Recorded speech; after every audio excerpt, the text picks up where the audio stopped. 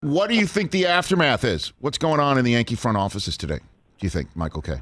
What do you think?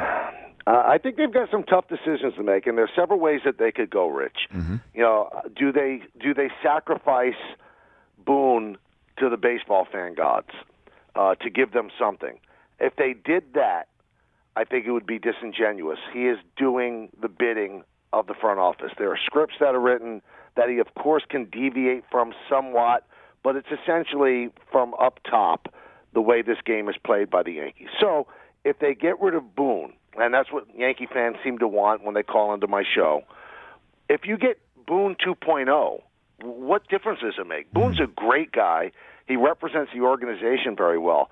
I think if they go with something different, like a Bochy or a Socia or a Showalter, then I think that indicates a seismic change, because there's no way any of those three guys take that job and are still allowing the front office to be as influential on their decisions. I think they want information, those guys, but they're going to make the final decision. So I think that's what they have to decide. It's not Brian that's going to decide. It's going to be Hal Steinbrenner and his family. You know, is it time to change? You know, they've won one title in 20 years. So I'm not quite sure what's going down, because I think that Brian Cashman thinks that Aaron Boone does a great job. And, you know, for what Brian wants in a manager, Aaron is doing exactly what he's supposed to do. So maybe the information that Aaron's getting isn't as good. That's something to consider. Well, I mean, what's not as good is that starting pitching. I mean, unless you want to go the way of the Rays, the openers, and then get the 10 guys who throw 100 miles an hour to give you an inning and an inning, 2 innings a night. I mean, and then a team that strikes out way too much. I mean, kind of that's what we saw last night. Stanton came alive, and Judge and Stanton back-to-back are just incredible. I mean, when they mash, that's the two best guys you can put next to in a lineup in Major League Baseball. But it's just, 11 strikeouts, no walks. That's what happened last night. 6 or fewer hits. Like the last time that happened, from what I saw, was 2015. 11 strikeouts and no walks in the postseason games only happened twice before in the history of the New York Yankees. I mean, what about the roster makeup here, Michael? I think the roster at the beginning of the year was terrible. It was terribly conceived, all right-handed. They did a midseason correction with Gallo and with Rizzo, and I believe that helped. But if you looked at last night's lineup, Rich, that's a non-representative lineup for a postseason game.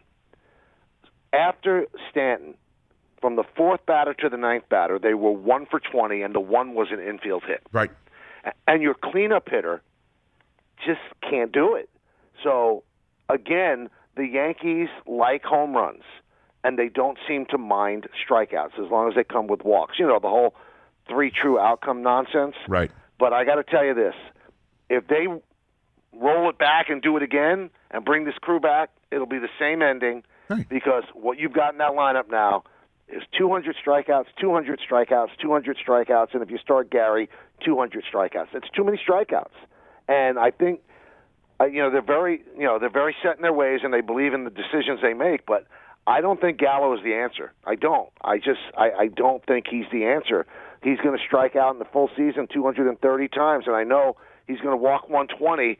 To me, that's not good enough. The guy hit 160. So I think they've got. If you look at this lineup right now, Rich, who's the sure thing coming back? Who's the sure thing that you say that guy's great? That guy's great. It's Judge and Stanton. Mm-hmm.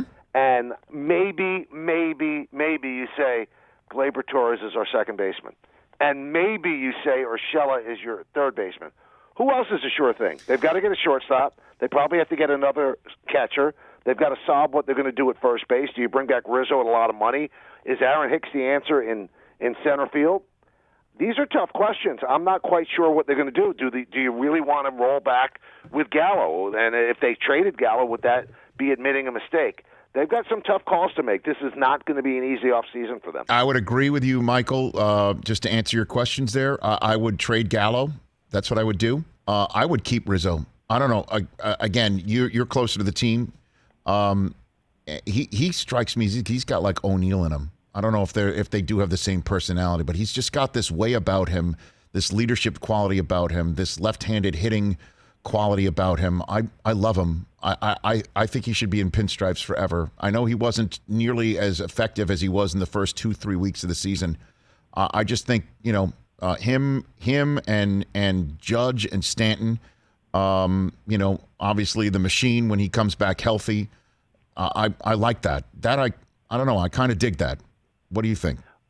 I think they would like Gallo back at not Gallo. They'd like Rizzo back at the right price. Numbers. Right. Because, they might have to talk about this big money extension with Judge, who proved all of his doubters wrong No about doubt. staying healthy. He was unbelievable. If it's the right price, I think they would take him back. Remember, I don't think they want to get into a 5 or 6 year deal with a 31-year-old. You see how that worked out with LeMahieu. And, you mentioned LeMahieu as well. He had a really bad year.